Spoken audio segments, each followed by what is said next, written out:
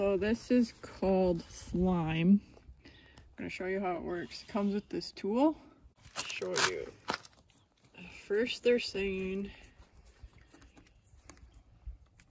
you put it in here and start turning.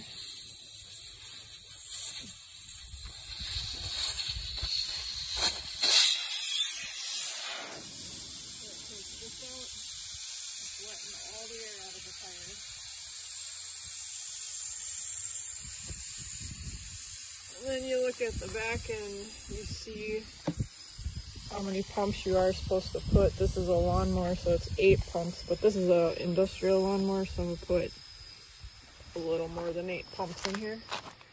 So then you take the tip and you put it, when all the air is out, put the tip in there, hold it, and then you're gonna pump.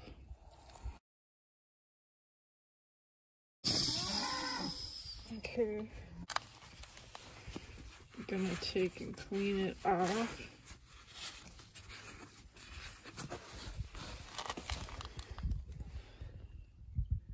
We're gonna put this piece back in with the tip, the screw part on the bottom. And we're going to turn it clockwise to tighten it until it doesn't turn anymore. Then we're going to fill the tire up with air.